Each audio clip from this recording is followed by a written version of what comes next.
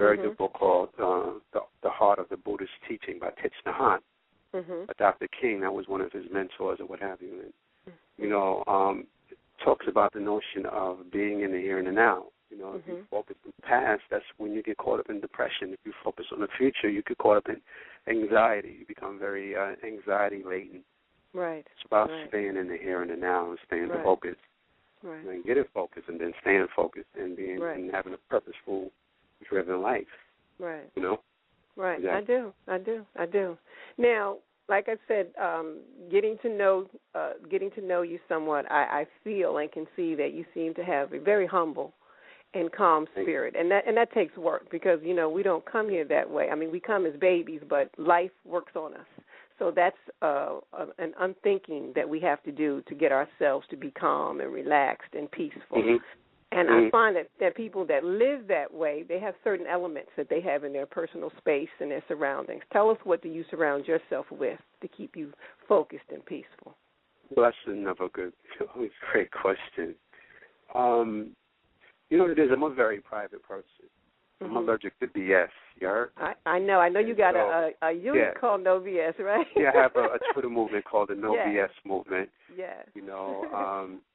People can definitely join that, but that's a whole nother thing, and that's coming along pretty cool. And so I'm a very private person. There's a song that says, "Be selective and objective in order to be an asset to the collective," right? And so I make my circle very small. I watch the company that I keep, and I mean, people are either adding to your happiness or they're taking away from your happiness. And I always, God talks about the notion in the Bible of having a spirit of discernment, right? So you must navigate your steps. So I navigate my steps, and I mean, but a lot of people, they don't pay attention to the signs, and so that's why they fall victim to the crab in a barrel mentality, or they fall victim to associating with people that really don't mean them well. Right. And so as a result of that, you don't grow because the people around you are holding you down or keeping you down. So for me, it's all about really having a discerning spirit and just really clocking and seeing how people move with me within my space.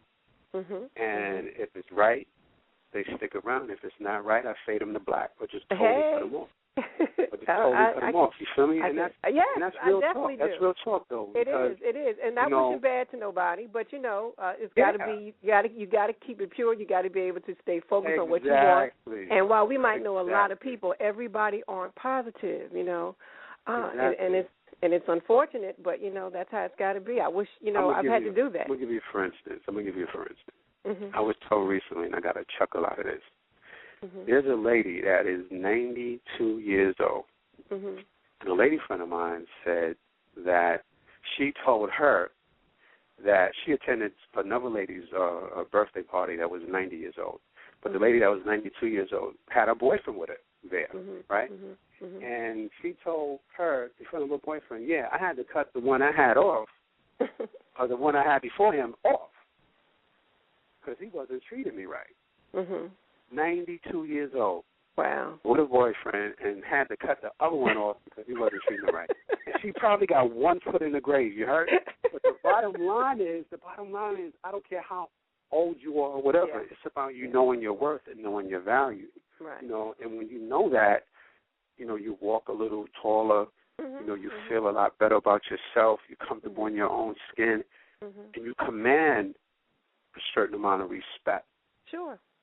And you get it. You get it. When you command it. If you don't command it, you're not going to get it. And that goes for business and everything. If you don't know your worth, if you're doing gigs for $200 in a pizza or a slice, you know what I'm saying? Or keep giving people the hookup with it. Right. On a hookup or whatever. If people will look at you that way, they will treat you that way. That's right. And you'll be just over broke. Yeah. Well, Bruce, like I said, you have a lot of wisdom, and that comes with experience. That comes with defining moments in your life, bringing you that way. Can you give us an example, or because we have all kinds of listeners. We got young brothers and young sisters listening to to you as well. What was a defining moment in your life that you can tell us about or whatever that made you decide, this is the path I'm taking and this works for me? Right. I mean, the thing is, one of the beautiful things about being raised by a single mom is, it had given me the opportunity to be very reflective. Okay. Okay. I have brothers and sisters and, yada, yada, yada, and all that stuff. But, being raised by my mom, you know what I'm saying, it just really made me very reflective. Wow. As a result of that, I put the pen to pad and all that good stuff. And, and then as you become more and more reflective, it enables you to really learn how to negotiate. And so I was always fascinated with knowledge. That was a way for me to be able to, have some semblance of power. I was a skinny kid, big ass head. You know what I'm saying? Skinny kid, just, you know what I mean? New York, whatever. You know what I'm saying? I do. I used to wear hats all the time as a kid. Boy, kids can be brutal. You know what I'm saying? Oh yeah. Call me because 10 they say what's on their mind. Eddie Munster, all that. I mean, you name it. I mean, I was very damaging, boy, I tell you. You know what I'm saying? But, I would read and study as a way to, get girls or whatever. Right. And so I studied and haven't stopped studying since. And I know, and I love it. Don't you love it? I mean, knowledge is power. Knowledge is power. The more you know, the more you glow. That's my thing. And I love it. I love it. Of course. I go to these universities with these PhDs and these MDs, and I tell the youth at these universities, don't get caught up in all these titles. There's a lot of educated fools. And I tear them up. We talk about Michael Foucault, Voltaire. I'm like, what? Read them, reading them. Read them and reading them. What? You feel me? So when I go into these classes, right, these English classes, the first thing I want to find out is who you're reading, and the second thing I want to find out is who you're not reading and why. You see? So now I don't blame it on the students. Now I'm speaking directly to the professor. And I'm like, well, why don't you have so-and-so and so-and-so? Why you don't have Sonia Sanchez, or you don't have Gwendolyn Brooks, or you don't have Amiri Baraka, or you don't have, John Oliver Killens, you feel me, or Jane Cortez, or Dr. Tony Medina. Why you don't have Neruda or whatever? But you know what, Bruce? Some of them don't know. So it takes people like you and others who are concerned or care to bring that type of knowledge to them. You know what I'm saying? And so that's why I'm going to tell you something. Let me tell you something. That's an excuse for them, okay? They know, but they'll have Robert Frost's ass up there in the heartbeat, okay? And they'll have certain other ones up there, you know what I'm saying? So, Dickens and certain ones, and, Thoreau, Henry David Thoreau was off the hook, though, so he's good. He gets a pass, And you know what book I am reading now that I'm truly enjoying is The Law of Success. The original Napoleon Hill book. I'm loving that. I'm loving that. Yeah, because Napoleon Hill is wicked. Yes. I mean, and he got it, but when you study, you have to study to the degree where you go layers and layers and layers.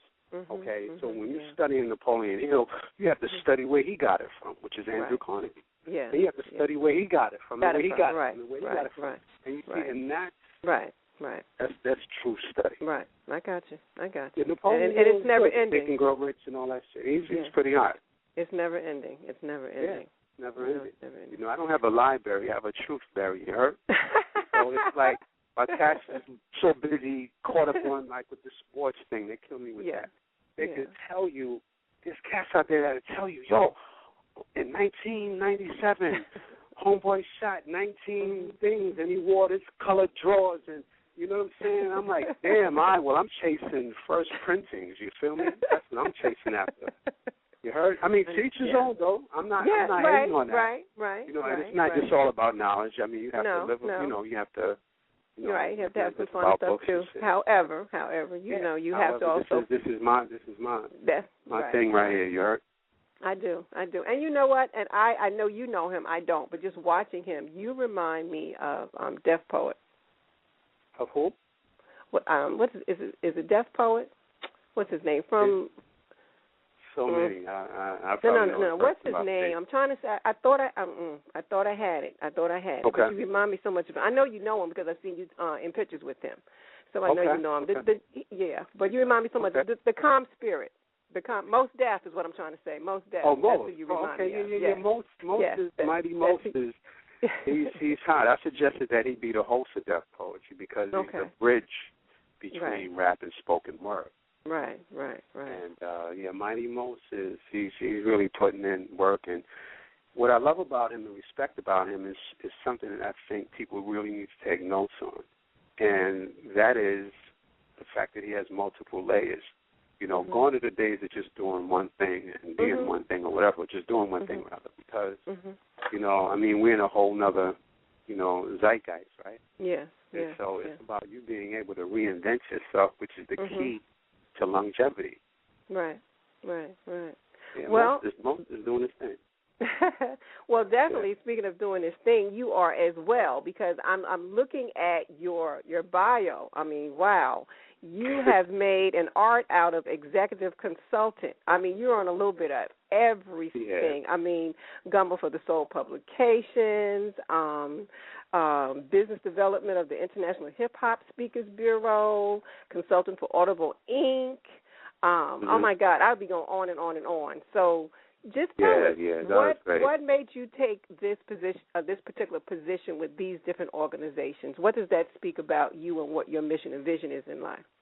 Right. Well, the thing is, you know, it's another good question. It's just about willing things into existence. You know, God talks about the notion of being it is. We were created in His image. And so it's not even rocket science. It's just one of those things where it's like, you know, it's not so much, you know, I have all those things or I'm blessed with those things because of who I am as opposed to whose I am. I'm a child of God. You feel me? And so it's like I was created in His image. So it's just a matter of tapping into that wellspring.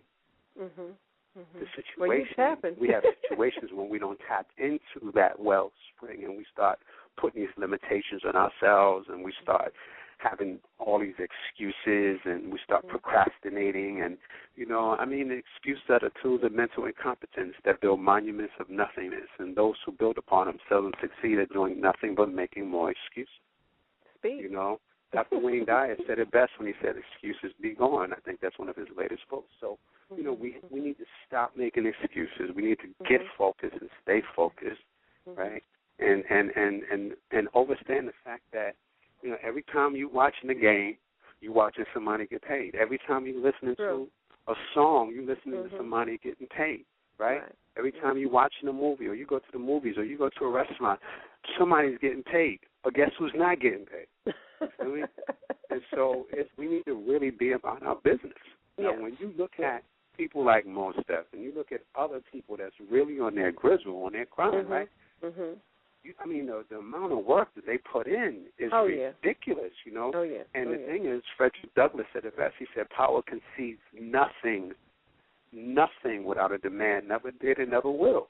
That's right. So I study daily. I study daily. You feel me? And the thing is, I mean, and I read the heavy hitters. I don't do fluff. You know what I'm saying? I don't do fluff. They give me books and I give them away. You know what I'm saying? I don't do fluff. You know, but I respect people in their artistry. I'm not taking away from that. But I don't do fluff. I like to be challenged. Right? And so, you know, I read a lot, study a lot. I read the dailies. I read the Times. I read dictionary. That. You have the dictionary. Yeah, all of that. You got to stay up on top of. That's essential, of course. You know, and I as wordsmiths, we need to know that inside and out. You know what I mean? And Malcolm X taught us about that. Yes. I laugh with you about that, Bruce, because I used to, you know, and I like to read the dictionary. You know, I had a couple of friends say, why you read the dictionary? Because I love words. And I heard you say that you love words, too. And when you don't know a word, you look it up in the dictionary. Well, a lot of people don't take it to that level, you know. And that's what you got to do. But I wanted to ask you, because you do that, you have that dedication and curiosity to words. How important do you think people should have that curiosity and same dedication in order to be able to converse with people of different backgrounds and culture in order to be well-rounded in life? How dedicated do you think they should be to that? Well, I remember Leo Cohen, who was the head of Def Jam, right? And this is when we were in the throes of putting